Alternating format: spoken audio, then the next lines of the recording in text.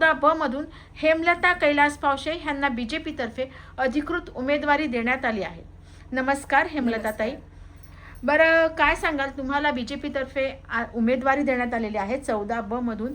इथं तुम्ही माजी नगरसेविका पण होतात। हो तर तुम्हाला वाटतंय का तुमच्या प्रभागाचा हवा तेवढा विकास झाला आहे म्हणून? हो 100% झालेला आहे। पायवाटा झालेले आहेत, स्ट्रीट लाईटचं झालेले आहेत आणि गटर पण झालेले आहेत। खूप सारी माझ्या प्रभागामध्ये कामं झालेली आहेत। तुम्ही तुमच्या केलेल्या कामांवरती समाधानी आहात का? हो, मी खूप समाधानी आहे।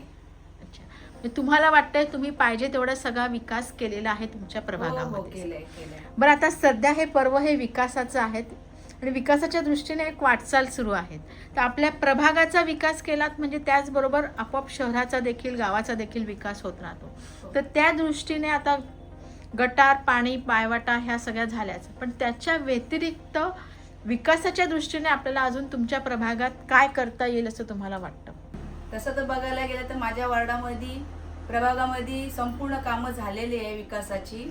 काही आता वाढीव आलेले आहेत, त्याच्यामध्ये काय आता राहिले असेल ते कामं मी पूर्ण करायचा प्रयत्न करेन। एक महिला आहात, महिलांसाठी साधारणतः ह्या महिलांजवळच बोलू शकतात। महिलांच्या पण बऱ्याचशा काही समस्या असतात, इव्हन त्यांना स्वतःच्या पायावर उभं राहण्यासुद्धा आपण बऱ्याचशे कामं करू शकतो। त्या दृष्टीने तुम्ही तुमची वाटचाल कशा पद्धतीने करणार आहात? आता आपले बचत गट झालेले, बचत गट त्यातर्फे आपण त्यांचं काहीतरी नियोजन करतो, म्हणजे बचत करून ते आता लाडकी बहीण मध्ये त्याच्यामध्ये सांगितलेलं आहे आपल्याला नरेंद्र मोदी साहेबांनी आणि देवेंद्र फडणवीस साहेबांनी की आपण एक दुसरं लखपती दिदी हे आपण करू शकतो।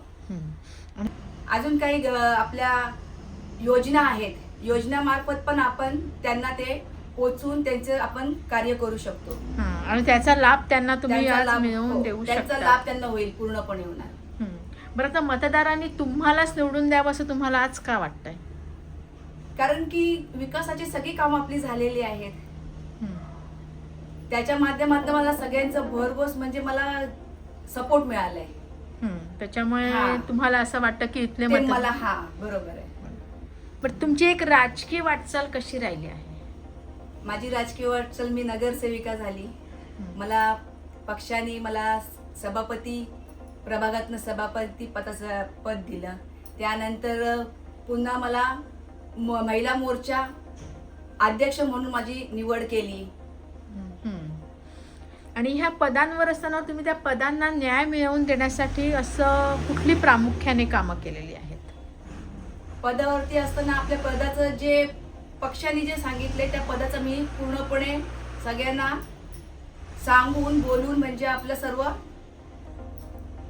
ज्यांचं म्हणजे त्यांच्या आदेशानुसार मी सगळे कामं केलेली आहेत। बरं, तुम्ही तुमची एक सामाजिक व राजकीय वाटचालीमध्ये तुम्हाला काय अनुभव, चांगले वाईट असे काय अनुभव आले? खूप चांगले अनुभव आणि खूप चांगलं शिकायला मिळतं आणि खूप म्हणजे मनाला समाधान मिळतं। नागरिकांचे प्रश्न सोडवणे वगैरे असं मनाला खूप समाधान वाटतं। तर 15 जानेवारी रोजी मतदान आहे, तुम्ही मतदारांना काय आव्हान कराल? मतदारांना हेच आव्हान करेल की जसं मला पहिल्यांदा तुम्ही मतदान करून निवडून आणले तसं निवडून आणा, हेच मी त्यांच्याकडनं अपेक्षा ठेवते। आत्ताच आपण हेमलता कैलास पावशे यांच्याशी संवाद साधला। हेमलता कैलास पावशे यांना विश्वास आहे की त्यांनी केलेल्या कामांच्या ह्याच्यावरती, विकासावरती इथले मतदार त्यांच्या पाठीशी खंबीरतेने उभे राहतील आणि त्यांना बहुमूल्य मतांनी विजयी करतील, आपण अशी अपेक्षा करूया। जय हिंद, जय महाराष्ट्र।